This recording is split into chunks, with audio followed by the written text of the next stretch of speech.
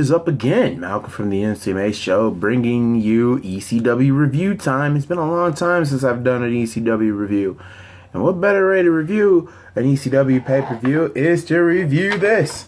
The first ever ECW pay-per-view, ECW Barely Legal, 1997. First off, if you are subscribed to the channel, make sure you like, comment, and share this video. And if you're new to the channel, welcome.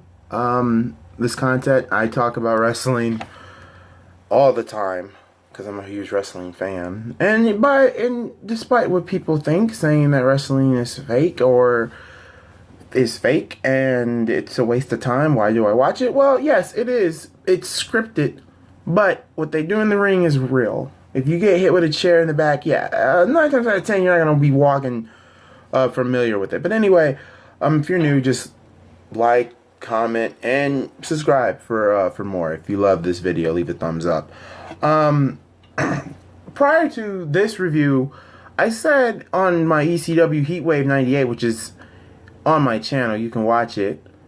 I said that ECW Heatwave 98 was a perfect 10 out of 10 pay-per-view. And to me, it still is. It's a hell of a pay-per-view. But some people thought that this was better. Barely Legal 97 is the better show. It's actually worthy of a 10 out of 10. So I'm going to give it the same treatment like I did Heatwave 1998. And then I'll probably decide on which one is better. So, but before I get to that, I'm going to say this. This show was freaking phenomenal. It is a phenomenal show. I would actually recommend it. It's on the WWE Network. You can watch it. Or if you want to spend $14 on this and to get the real uncut version of it, then you can buy it on highspots.com. That's where I got this. Or you can go to amazon.com. That's where I got this. First, let's talk about the pre-show. They had a pre-show, a 30-minute one. Joey Styles did a phenomenal job, and that gets a 10 out of 10. He gave us a rundown on everything we're going to see. And he did a phenomenal job. He did a phenomenal job in ECW. Being the only play-by-play man to ever do a pay-per-view like that. And I think nobody's ever done something like that. So let's get to the first match on the card. The ECW Tag Team Champion titles are on the line as the Dudley Boyz take on Kronus and Saturn of the Eliminators for the ECW Tag Team titles. You know, for as short as this match was, it was a pretty entertaining one. The Dudleys do get squashed, and I believe in the remaining, maybe 5 minutes of the match, they get squashed. And you know, it's for Saturn and Kronus to do the moves that they did was phenomenal. The whole crowd ate it up. And you know, we get new tag team champions. The Eliminators win the tag team titles. They take it away from the Dudleys. Really great way to open up the show, hyping up the crowd and hyping me up as well. So I'm gonna give this an 8 out of 10. Well, not 8 out of 10. I'm sorry, a 7 out of 10. Lance Storm versus Rob Van Dam is next, but then we get cut to a Chris Candido promo saying that he should have been the one to main event, be in the triple threat, this and that. But anyway, we get to the next match, Lance Storm versus Rob Van Dam. Very good match. Both how young Van Dam and Lance Storm were. Very good match. Give it a 7 out of 10. Okay, now, match of the night. And this match is a 10 out of 10. This has nothing to do with the ECW product. They brought in another company from Japan, Michinoku Pro. And it was a 6-man tag team. It was Yokoshiki, the Grand Hamada, and the Great Sasuke against Terry Boy, Dick Togo, and Taka Michinoku. This match, for a 6-man tag team match, this match was balls to the wall. Amazing. Hands down, the best match here. And the best match here. Actually, all the matches were good, but this one stole the show. And this is not even an ECW product, mind you, which is kind of funny that the ECW product didn't get a match of the night. Another company from Japan got match of the night on an ECW program. But either or, this 6-man tag team match was amazing. It gets a solid 10 out of 10. Watch it on the WWE Network and you'll see what I'm talking about. Next, we get the ECW television title, Shane Douglas versus Pitbull, in a very slow, very boring match. Storyline is that Shane Douglas broke the neck of Gary Pitbull #1, and then we get promos of Rick Rude. If Shane Douglas beats Pitbull #2, then the Masked Man will reveal himself. Oh, we knew it was Rick Rude, but it was a swerve. Yes, Shane Douglas still retains the belt. I don't see Pitbull #2 winning the belt. It was a very slow, and it was semi-boring. I think this was the weakest match on here. It was the television title. But the ending was satisfying. Here comes a guy wearing the Rick Rude robe, but still has the mask on. Shane Douglas knocks him out, but then one of the Riot Squad that was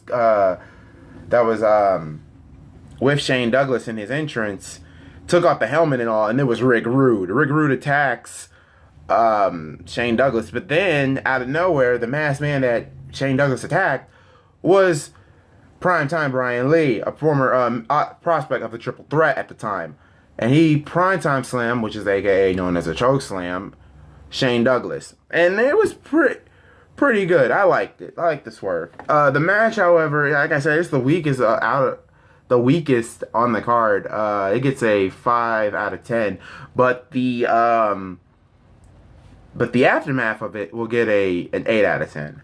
Next, we get the match, the grudge match that we've all been waiting for. Well, ECW's been waiting for 2.5 years for.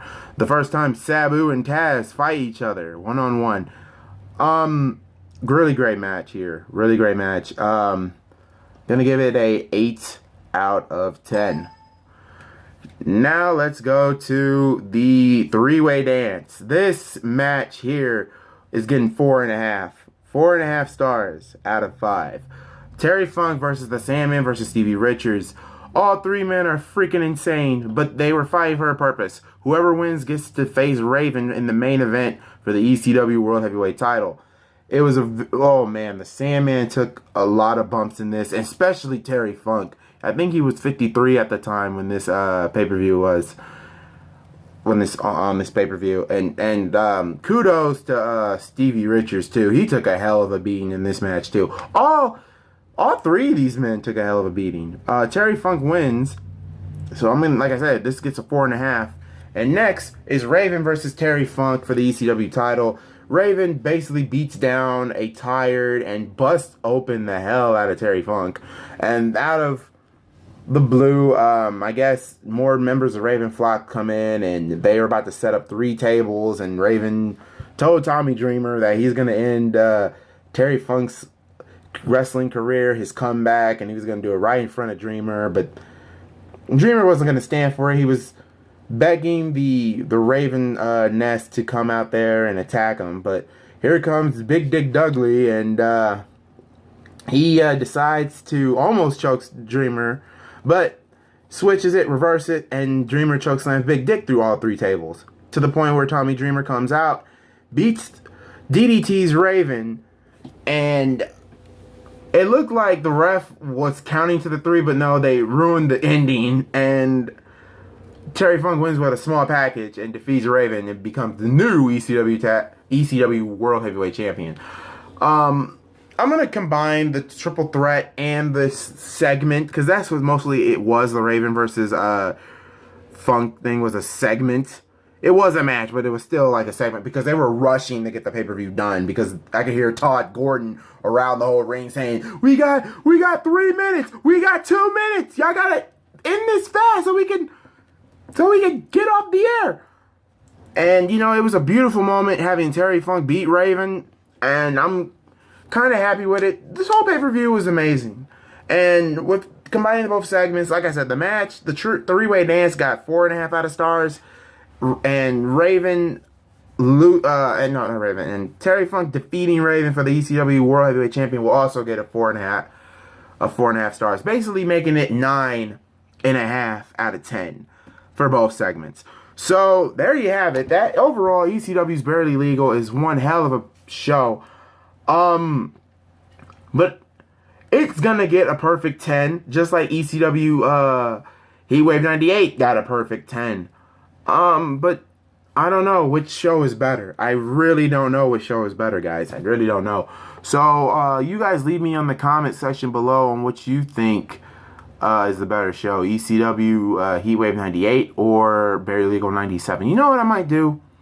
I might make a versus video, and then I can watch both pay-per-views again, and then I'll make a decision on which show was the best. But either way, both shows, these are the both strong point. Barely Legal 97 and Heatwave 98 are bona fide, solid, perfect pay-per-views. Until that time, I'm Malcolm from the MCMA Show. I'll see you guys in on the next video. And I will see you when I see you. God bless you all. And please remember to like, comment, and subscribe. And God bless you all. And I'm out.